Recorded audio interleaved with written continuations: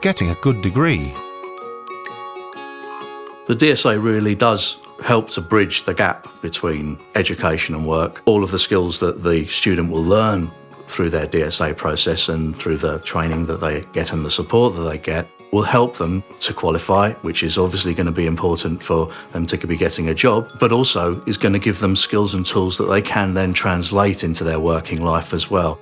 All the evidence points to the fact that disabled students in receipt of the Disabled Students' Loan tend to stay the course. It helped me perform to the best of my ability. I think I wouldn't have been able to really show what I am strong at. Don't think I would have been able to get the qualification that I did. Once the student has qualified and finished their course, the DSA funding will then stop. But there is a process called the Access to Work scheme that they can apply for, which will then allow them similar funding for themselves and their employer to enable them to have, again, the equipment and software that they need in their working life. Access to work can bridge the gap of saying, OK, we realise that your business might not be able to afford to make these adjustments for you, we will help out. If you've already applied for Disabled Students' Allowance, you've had experience of making what's known as reasonable adjustments. If you are experienced of knowing exactly what adjustments you're going to need, it's going to make the recruitment process that much less daunting, not only for you, but for your employer as well. It's not asking for special treatment, it's being able to compete on a level playing field. And if you're working in a competitive environment, you need to be able to perform at your best, and it's in your employer's best interests to allow you to do that. It's hard going into the workplace, and it's always going to be hard, but don't make it harder on yourself than you have to.